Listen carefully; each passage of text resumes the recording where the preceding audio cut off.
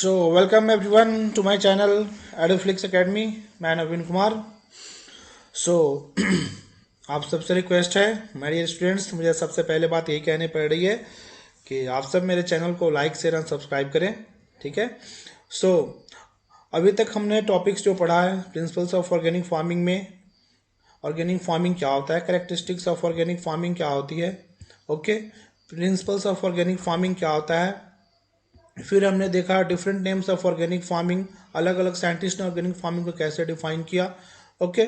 फिर हमने इसमें पढ़ाई देखा कि इसके प्रिंसिपल्स में हमने कुछ देखा था, प्रिंसिपल्स क्या क्या होते हैं इनके. ओके. देन आफ्टर हम लोग इसमें पढ़े थे कि ऑब्जेक्टिव्स क्या है ऑर्गेनिक फार्मिंग के. फिर हम लोग पढ़े आगे कैरेक्टरिस्टिक्स क्या है ऑर्गेनिक फार्मिंग के. देन आफ्टर हमने अगला टॉपिक जो इसमें पढ़ा था कि भारत सरकार के द्वारा कौन कौन से इनिशिएटिव्स योजना चलाए जाते हैं ऑर्गेनिक फार्मिंग के बढ़ावा देने के लिए. ओके. तो हमने ये लास्ट क्लास में इस टॉपिक को डिस्कस किया था, भारत सरकार के द्वारा कौन कौन से स्कीम चलाए जाते हैं जिससे कि ऑर्गेनिक फार्मिंग को, जैविक खेती को बढ़ावा दिया जा सके और आने वाले दिनों में हम प्रोडक्शन भी अच्छा लें और साथ ही साथ अपने आने वाले फ्यूचर जनरेशन के लिए भी हम मिट्टी के हेल्थ को बनाए रखें और अपने इन्वायरमेंट को भी, पर्यावरण जो हमारा है, पर्यावरण में भी एक बैलेंस को बनाए रखें. जो दिन प्रतिदिन क्या है, ज़्यादा खाद यूज करने से क्या हो रही है, मिट्टी की फर्टिलिटी बढ़ रही है. ज़्यादा खाद हम लोग यूज करते हैं तो क्या हो रहा है, पानी की क्वालिटी, जो पानी की जो क्वालिटी है उसमें भी क्या हो रही है, डिग्रेडेशन हो रही है. दिन प्रतिदिन उसका क्वालिटी क्या हो रहा है, ख़राब हो रहा है.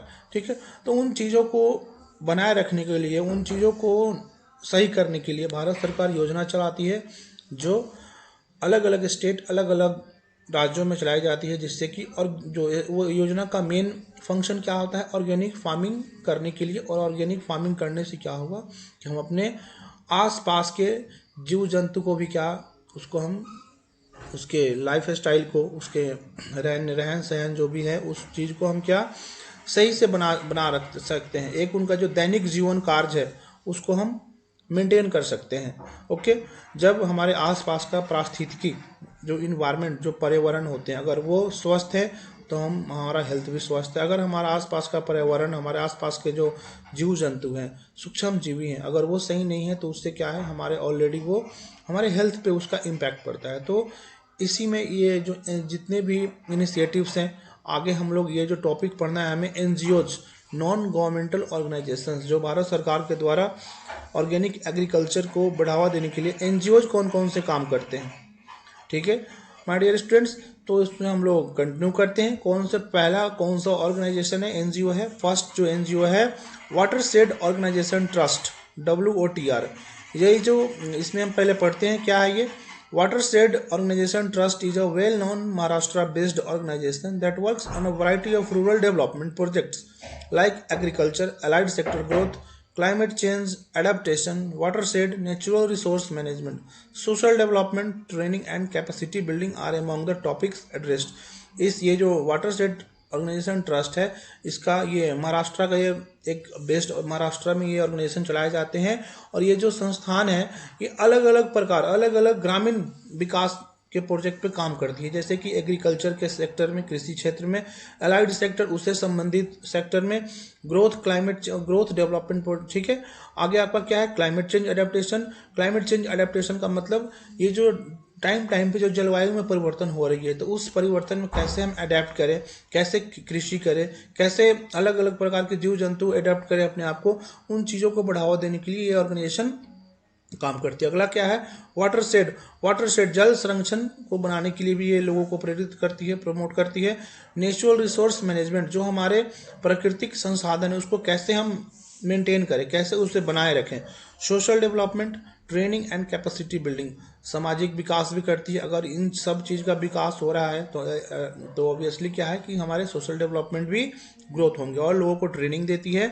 ओके. तो ये सब कुछ टॉपिक्स, ये सब कुछ पार्ट हैं इस ऑर्गेनाइजेशन के, जो लोगों के ओवरऑल डेवलपमेंट में ये ऑर्गेनाइजेशन काम करती है.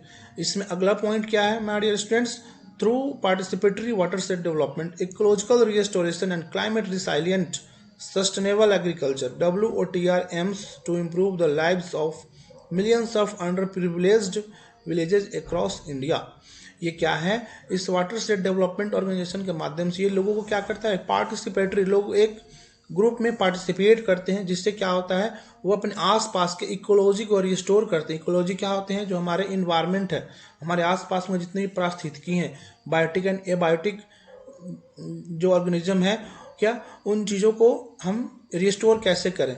क्लाइमेट रिसाइलिएंट, जो हमारे जलवायु में जो बदलाव आ रहे हैं, जो हमारे जलवायु में टाइम टाइम पे क्या हो रहा है, चेंजेस आ रहे हैं, प्रदूषण हो रही है, उस पर्टिकुलर बदलते हुए जलवायु में कैसे हम उसको बनाए रखें अपने इन्वायरमेंट को। ओके, अगला क्या है, सस्टेनेबल एग्रीकल्चर, सतत विकास कैसे करें हम। तो WATR, ये जो वाटर शेड ऑर्गेनाइजेशन ट्रस्ट है, इन चीज़ों को इम्प्रूव करने के लिए, सुधारने के लिए गाँव में, पूरे भारत के गाँव में ये काम करती है। Okay, it's focus is on strengthening under privileged communities. ये जनरली किस पे फोकस करती है, अंडर प्रिविलेज्ड कम्युनिटी, जितने भी अभी भी जो बैकवर्ड जो एरियाज हैं, उन क्षेत्रों में वहाँ के किसानों को, महिलाओं को एम्पावरमेंट के लिए, उनको स्ट्रेंथनिंग के लिए ये NGOs काम करती है। अगला इसमें क्या पॉइंट है, the United Nations conventions to combat desertification UNCCD presented WATR with coveted land for life award. 2017 में UNCCD के द्वारा इस ऑर्गेनाइजेशन को लाइफ अवार्ड भी मिला था, क्योंकि ये लोगों के लाइफ को बचाने के लिए, लोगों के जीवन में परिवर्तन लाने के लिए, इन्वायरमेंट को बचाए रखने के लिए, इन्वायरमेंट को कैसे संरक्षण करना है हमें, उन चीज़ों को ओवरऑल ग्रोथ के लिए, ठीक है, सस्टेनेबल डेवलपमेंट गोल्स के लिए काम करती है, सतत विकास के लिए एक लक्ष्य लेकर। तो उसके रिस्पेक्ट में ये जो यूनाइटेड नेशंस कन्वेंशन है, इनको अवार्ड भी दिया था, लाइफ अवार्ड। सो अगला देखते हैं हम लोग इसमें, अगला क्या हमारा, कौन सा हमारे इसमें NGOs हैं। Universal versatile society UVS, agriculture, environment, rural development, education and women empowerment are just a few of the essential sectors in which the NGO works.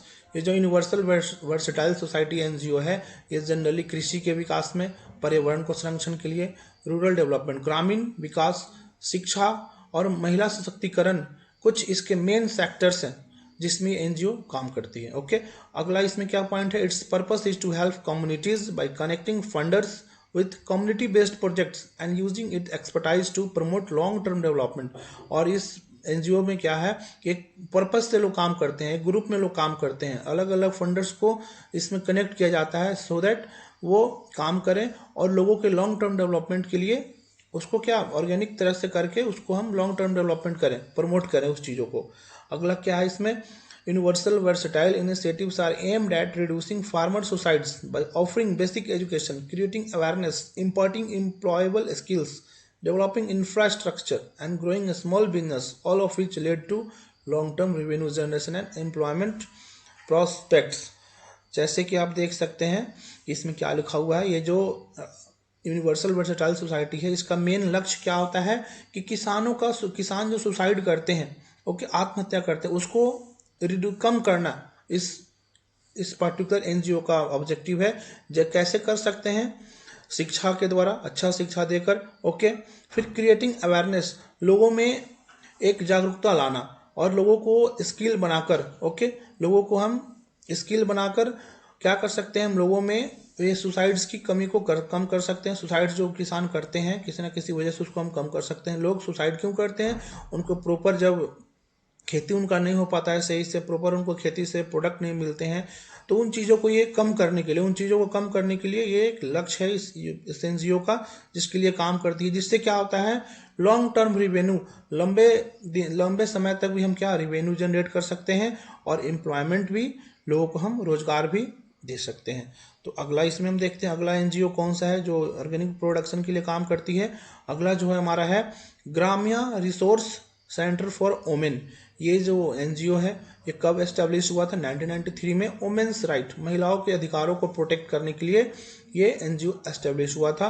क्या इसके मिशन है, its mission is to build a just society where women, particularly tribals and Dalits have equal opportunity.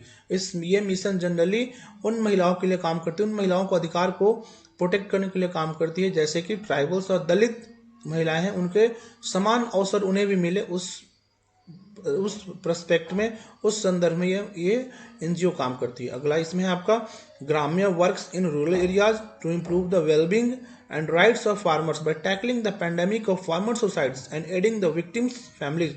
ग्राम्य resource centre for women जो ये NGOs हैं, ये generally ग्रामीण क्षेत्रों में काम करती है और उन लोगों के लिए जो पैंडेमिक किसी न किसी वजह से आसपास में किसी भी प्रकार के नुकसान हो जाते हैं और कोई आपदा आ जाती है जिससे फार्मर सुसाइड कर लेते हैं, उन चीज़ों को टैकल करती है और जो भी विक्टिम होते हैं उन लोगों को ये हेल्प भी करती है, सपोर्ट भी करती है एक तरह से।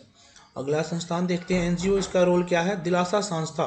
दिलासा Sanstha founded in 1994 collaborates with a number of smaller NGOs in Maharashtra, Vidarbha and Marathwada district. ये जो दिलासा संस्था 1994 में एस्टेब्लिश हुआ था और ये लोगों कौन कौन से संस्थान के साथ, छोटे छोटे एनजीओ जैसे कि महाराष्ट्र में काम करती है विदर्भा एंड मराठवाड़ा, इन एनजीओ के साथ मिलकर काम करती है।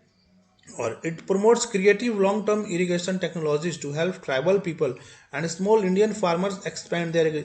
ये ट्राइबल पीपल के लिए क्या अलग अलग जो इरिगेशन के जो टेक्निक्स होते हैं, जो सिंचाई के जो तकनीक होती हैं, उसको क्या करती है, मतलब उनको शिक्षा देती है कैसे आप सिंचाई के तकनीक को इम्प्रूव कर सकते हैं और अपने एग्रीकल्चर में उसको यूज कर सकते हैं। ये जनरली ट्राइबल पीपल के लिए ये संस्था काम करती है। अगला क्या है इसमें, दिलासा low cost technological solutions assist farmers in improving irrigation.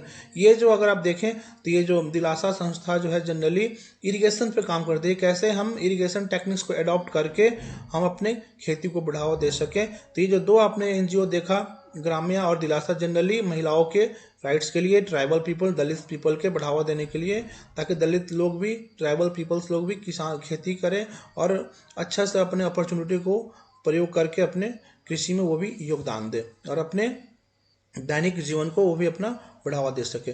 अगला जो बहुत इंपॉर्टेंट है, PRADAN, professional assistance for development action. ये कब एस्टेब्लिश हुआ था, फाउंड कब हुआ था, 1983 में। Strives to alleviate rural poverty by fostering sustainable livelihoods in rural areas. इसका जो मेन मकसद क्या है, एलिविएट रूरल पॉवर्टी, मतलब ग्रामीण अभी भी जो पॉवर्टी है, अभी भी जो गरीबी है, उसको क्या करना है, उसको एलिविएट करना, मतलब जड़ से उसको उखाड़ना है, जड़ से उसको नष्ट करना है। कैसे, बाय फोस्टरिंग सस्टेनेबल लाइवलीहुड्स, मतलब सतत लाइवलीहुड्स। अगर हम प्रॉपर सस्टेनेबल वे में काम करेंगे तो क्या कर सकते हैं, हम ग्रामीण जो गरीबी है ग्रामीण क्षेत्र में, उसको हम फोस्टरिंग, मतलब उसको हम एलिविएट कर सकते हैं, उसको हम नष्ट कर सकते हैं। Okay, particularly among tribal and vulnerable population. Okay, अगला क्या है, its efforts to relieve rural poverty are centred on long term collaboration with government and donors.